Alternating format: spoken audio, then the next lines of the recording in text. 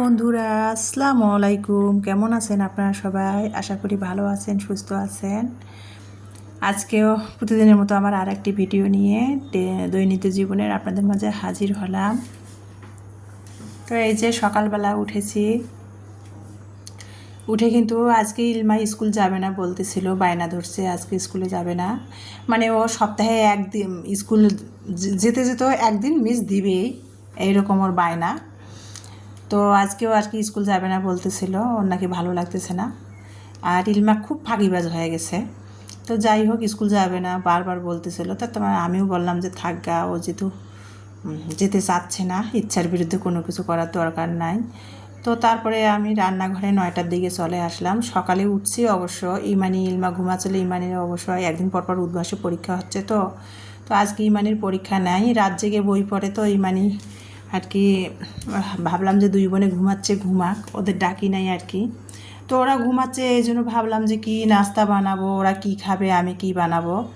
আসলে সকালবেলা বা দুপুরবেলা নাস্তা বানাতে গেলে প্রতিদিন এই ঝামেলা শুরু হয় যে সকালে কি নাস্তা বানাবো, দুপুরে কি রান্না করব। মেয়েদের জিজ্ঞাসা করি, যেহেতু ওর বাবা নাই, দুই মেয়েকে জিজ্ঞাসা করি, ওরা যা খাবে সেটাই তো তৈরি করে দিতে হবে, তাই না? তো গতকালকে ইমানি নিজেই আর কি এশার নামাজ যখন পড়ে রাতে, গতকালকে রাতে ইমানি ওই যে ডাবলি বুটটা আছে না, সেটা আর কি ভিজিয়ে রেখে দিয়েছিলো। চটপটি যেটা দিয়ে ডাল খায়, সেই ডাবলি বুটটা ভিজিয়ে রান্নাঘরে ঢেকে রেখে দিয়েছিলো এক কোনায়। তো আমি সকালে রান্নাঘরে বাসি প্লেট বাটিগুলো রাতে ধুয়েছিলাম না, আমার শরীরটা ভালো লাগতেছিল না। তো আমার আপু ভাইয়াদের কমেন্টগুলো পড়তেছিলাম ভিডিও এডিট করে, তারপরে আর ভালো লাগছিল না, শুয়েছিলাম। তো আর রান্নাঘরে রাতে খাওয়ার পর প্লেট বাটিগুলো কালকে ধুইছিলাম না, তো সেগুলো আর কি সকালবেলা উঠে আগে ধুয়ে নিলাম প্লেট বাটিগুলো। তো ধুয়ে আর কি দেখতেছি ইমানি ঢেকে রেখে দিয়েছে ডাবলি বুটটা।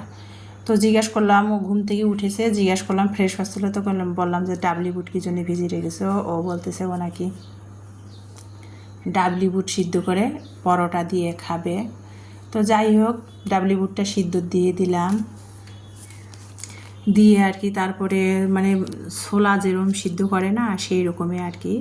তা সেটার মধ্যে আগে মশলাটা আমি দিব না, আগে হলুদ লবণ দিয়ে সিদ্ধ করে নিয়ে তারপরে আমি সিদ্ধ হওয়ার পর তারপরে সব মশলা দিব, মাংসের যে মশলাগুলো দেয় সেই মশলাগুলোই আর কি দেবো, হালকা করে তবে মশলাগুলো দিব। তো এই যে সেটা প্রেশার কুকারে সিদ্ধ দিয়ে আমি এখন গ্যাসে প্রতিদিনের যে আমার যেটা করতে হয় সকালবেলা খালি পেটে আর কি নাস্তা খাওয়ার আগে, এসব গুলের পানি ভিজিয়ে রেখে দিয়েছিলাম, সেটা দিয়ে গ্যাসের ওষুধ খেয়ে নিলাম, গ্যাস্ট্রিকের ওষুধ খেয়ে নিয়ে তারপরে আমি ডাবলি বুটটা যে ওই যে প্রেশার কুকারে সিদ্ধ দিয়েছি, সেটাতে অলরেডি 2-3টা শীষ দিয়ে দিয়েছে। তো সেটা আর কি গ্যাস বের করে আর কি ঢাকনা খুলে দেখতেছিলাম সিদ্ধ হয়েছে।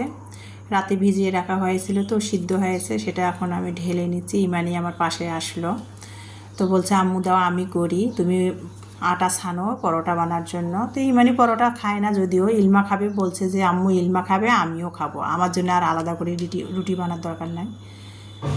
তো রুটির শেপে বানাচ্ছিলাম পরোটা আর কি, ইলমাকে তেল দিয়ে ভেজে দিব আর ইমানিকে রুটি আকারে ভেজে দিব। তো ডাবলি বুটটাকে আর কি আমি কিন্তু মুরগির মাংসের যে মশলাগুলো দেয় সেই মশলাগুলোই দিয়েছি, তবে হালকা করে মশলাগুলো দিয়েছি, দিয়ে মশলাটা কষিয়ে নিয়েছি, একটা টমেটো দিয়েছি, দিয়ে ভালো করে মশলাগুলো কষিয়ে নিয়ে ওই যে ডাবলি বুটটা সিদ্ধ করা সেটা দিয়ে ভালো করে কষিয়ে রান্না করে নিলাম, নিয়ে নামাবার আগে একটু জিরার গুঁড়া দিয়েছি। আর A to Z আর ভিডিও তো দেখা সম্ভব হয় না, তাই আমার ডেইলি লাইফের ভিডিওগুলো একটু একটু করে আপনাদের সাথে শেয়ার করার চেষ্টা করি। তো এদিকে সেটা নামিয়ে নিয়ে আমি এখন পরোটা আর কি ইমানের জন্য হালকা ইমানের জন্য রুটি বেনে দিলাম, আর ইলমার জন্য এই যে তেল দিয়ে পরোটা শেপে আর কি রুটিটাকে পরোটা বানিয়ে দিলাম। আসলে যাদের বাসায় 2টা বাচ্চা আছে, দেখবেন যে আপনাদেরও এরকম হয় কিনা জানি না, এক বাচ্চা খাবে রুটি আর এক বাচ্চা খাবে পরোটা, এক বাচ্চা খাবে খিচুড়ি আর এক বাচ্চা খাবে পোলাও। এই আসলে মানে দুই বাচ্চার দুই রকমের মতামত, দুই রকমের মন রক্ষা করা আসলে খুব টাফ হয়ে যায়। তো সেই জন্য আর কি পরোটার মতো করে আটাটা ছেনে ওকে আমি পরোটা হালকা তেল দিয়ে ভেজে দিলাম, আর ইমানিকে রুটি বানিয়ে দিলাম। তো যাই হোক, সকালে আর একটু ওরা যেহেতু আমরা যেহেতু বাসায় 3 জনে আজকে আসি, ইমানিও কোচিংয়ে পরীক্ষা নাই, ইলমাও স্কুল যায় নাই, সেই জন্য একটু চা বানিয়ে নিলাম। চা বানিয়ে নিয়ে আর কি খেলাম। ওরা না থাকলে একা একা চা ইদানিং খাইতে ভাল লাগে না, ইদানিং সবসময় চাটা খাইও না, তো সাথে একটু চাও বানিয়ে নিয়েছিলাম। নিয়ে সকালের নাস্তাটা খেতে খেতে আজকে সকাল 10টা বেজে গেছে, 10:30টার মতো আনুমানিক বেজে গেছে। এই যে তারপরে কিন্তু এখানে আমি নাস্তা খেয়েই অফ ক্যামেরাতে কিন্তু আজকে ঘরগুলা, বিছানাগুলা, বাসি ঘরগুলা ঝাড়ু দিয়ে নিয়েছি। আর প্রতিদিন না একই ভিডিও আপনাদের সাথে শেয়ার করতেও ভালো লাগে না। তাছাড়া আমি তো আর যেহেতু হাউস ওয়াইফ, আমার সংসারে টুকিটাকি খুঁটিনাটি যেগুলো করি সারাদিনে, সেগুলোই তো আপনাদের সাথে আমার দৈনন্দিন জীবনের ভিডিওগুলো শেয়ার করি। যেহেতু বাইরে যাই না, তাহলে আমি কি ভিডিও শেয়ার করব বলেন? আমার ভালো লাগে সারাদিনে যেটা করি সেটা তো শেয়ার করি। সেই জন্য আর বাসি ঘরগুলো ঝাড়ু দিলাম, যে তারপরে বিছানাগুলো গুছিয়ে নিলাম, ফার্নিচারগুলো মুছেছি অফ ক্যামেরাতে, এগুলো আর আজকে আপনাদের সাথে শেয়ার করলাম না। তারপরে আমি নিচে কিন্তু 11টার দিকে গেছি, নিচে নামছি একটু 3তলা থেকে।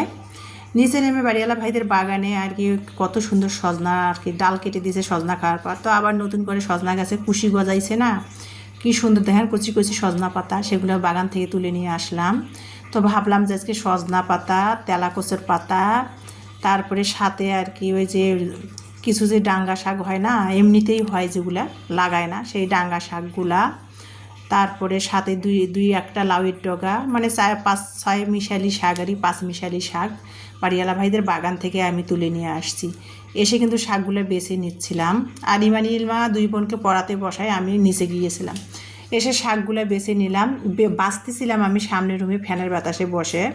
আর এখন 11টা 11:30 বাজে, রান্নাঘরে জানালা দিয়ে রোদ আসতেছে। আমার রান্নাঘরটা দক্ষিণ পাশে, পূর্ব আর পশ্চিম দিক দিয়ে খুব রোদ আসতেছে, সেই জন্য সামনের রুমে ফ্যানের বাতাসে বসে শাকগুলো কাটতেছিলাম। এর ফাঁকে ইলমা কী করছে, পড়া বাদ দিয়ে উঠে এসে ফ্রিজে আম গতকালকে কিনছিলাম, আম বের করে কেটে নিয়ে ইলমা আম ভর্তা বানিয়েছে, বানিয়ে আমাকে নিয়ে যায় সামনের রুমে, বলতেছে আম্মু খাও। আমি আবার রাগারাগি করলাম, পড়তে বসছো, পড়া বাদ দিয়ে যে আম ভর্তা বানিয়ে খাচ্ছ, প্রাইভেটের পড়াগুলো বাকি আছে, স্কুল যাও নাই, রাগারাগি করলাম। তো আমার সামনে নিয়ে যা আম ধরছে আম ভর্তা বানিয়ে। তো আমরা 3 মামে একটুখানি, আমি যদিও টক খাই না, একটুখানি মেয়ের মন রক্ষা করার জন্য একটুখানি মুখে দিলাম।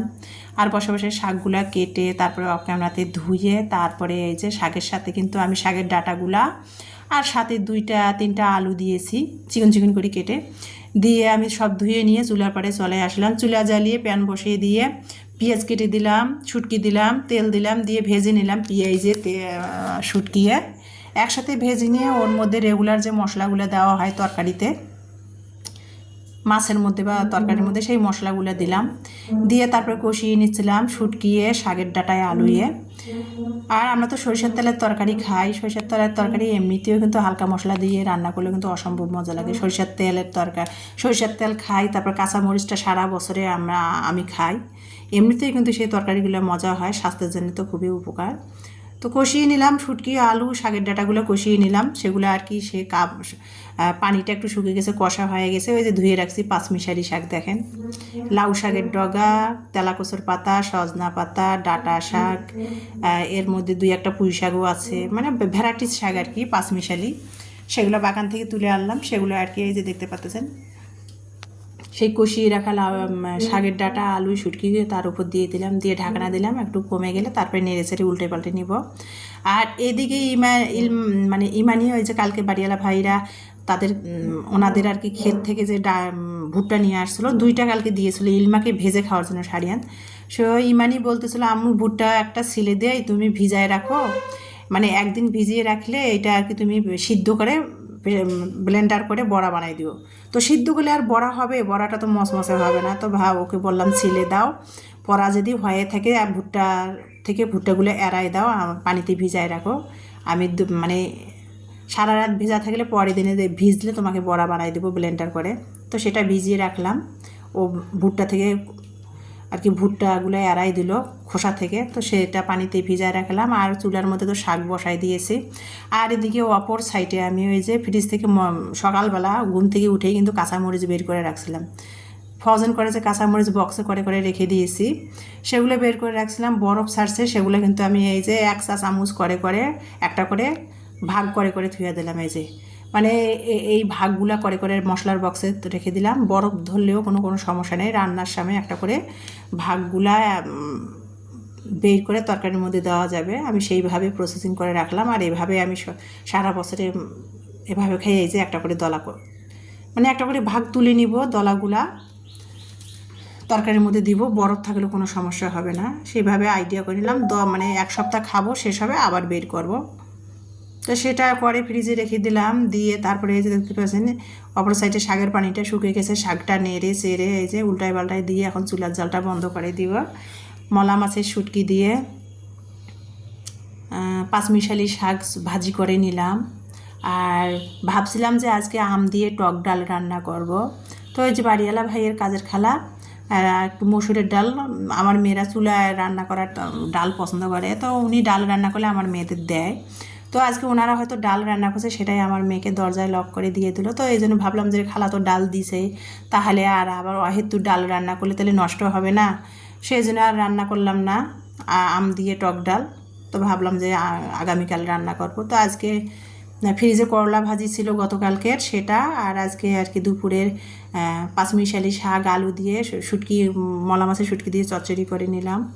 নিয়ে এখন ওই যে শাক যে কেটে বেছে নিয়েছি না, সামনের রুমে ফ্যানের বাতাসে বসে, সেই শাকের ময়লাগুলো আর কি পেঁচায় আর কি ছাদের মধ্যে থেকে ফালাই দিব আর কি। তো ছাদের মধ্যে যাচ্ছি শাকের না বাসনগুলা নিয়ে, সেগুলা ফালাই দিব উপর থেকে আর কি।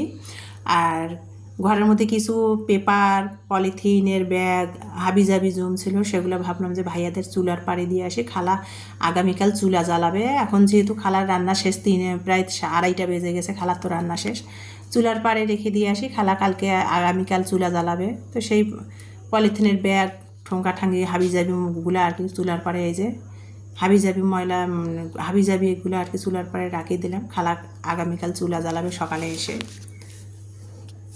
তো যাই হোক, ছাদে উঠলাম 2:30 বাজে। আর আজকের ওয়েদারটা সে মানে কড়া রোদ না, আজ 2 দিন ধরে কিন্তু, আজ বৈশাখ মাসের 31 তারিখ, রোজ বুধবার। বৈশাখ মাস শেষ হয়ে গেছে, তো আগামীকাল বৃহস্পতিবার তো পহেলা জ্যৈষ্ঠ পড়বে আর কি, জ্যৈষ্ঠ মাস পড়বে, বৈশাখ মাস শেষ। তো 2 দিন ধরে কিন্তু ওয়েদারটা খুবই ঠান্ডা, বাতাস বইতেছে আর রোদ নাই, মিষ্টি মিষ্টি রোদটা, শীতকালের মতো। তো ছাদে উঠলাম, উঠে ময়লাগুলো ফেলে ভাইয়ারাদের কবিতরগুলো উতাল পাতাল করতেছে আর কি, সেটা আর কি ভিডিও করতেছিলাম। আর আঙ্গুল দিয়ে কবিতরগুলো ধরতেছিলাম নেটের বাইরে দিয়ে, সেটাই আমার আপু ভাইয়াদের সাথে শেয়ার করছি। আর ছাদে উঠলে কিন্তু আমি কবিতরের ভিডিও নেই। আর এদিকে ছাদ থেকে এসে ফ্রেশ হয়ে তারপরে দুপুরের খাবার খেতে বসছি। এই যে দেখতে পাচ্ছেন করলা ভাজি গতকালকের ছিল, সেটা নিয়ে নিয়েছি, আলু ভর্তা, লেবু সাথে গরম ভাতের সাথে, আর এই যে শুটকি দিয়ে পাঁচমিশালি শাক ভাজি করলাম, সেটা নিয়ে দিয়ে আজকে দুপুরের খাবার খাবো। আর ঘরের মধ্যে আমরা 3 মা মেয়ে, তো মানে আমার মেয়েদের যা রান্না করে দিব তাই মেয়েরা খায়, আলহামদুলিল্লাহ করে, কোনো ঝামেলা করে না। আর ইলমার বাবা থাকলে তো এইটা দিয়ে ভাত জীবনেও খাইতো না, আইটেম তো করতেই হতো। আমরা মেয়ে মানুষ যা পাই তাই খাই, ঝামেলা কোনো হয় না। আর আমার মেয়েরা ওই রকমের মাশাল্লাহ, যেটা রান্না করতে হবে সেটাই দিয়ে ভাত খায়, কোনো ঝামেলা করে না। বরং আমার মেয়েরা মাছ গোস্তটাই পছন্দ কম করে, সবজি ভাজি ভর্তা ডাল এগুলো আমার মেয়েরা পছন্দ করে। অনেকের বাচ্চা দেখা যায়, আমি শুনি যে তা মাছ মাংস ছাড়া ভাত খায় না, কিন্তু মাশাল্লাহ আমার মেয়েরা শাক সবজি ভর্তা এগুলোই পছন্দ করে, মাছ মাংসটাই বরং পছন্দ করে না। তো যাই হোক, এই যে দুপুরের খাবার খাচ্ছি, বকবক করতেছে আর দুপুরের খাবার খাচ্ছি। আর আমার প্রিয় আপু ভাইয়া, আমার দর্শক বন্ধুদের সাথে শেয়ার করতেছিলাম। তো আমার প্রিয় আপু ভাইয়া, আমার প্রিয় দর্শকদের একটা কথাই বলি, আমার ভিডিওটা দেখার জন্য সবাইকে অসংখ্য অসংখ্য ধন্যবাদ জানাচ্ছি।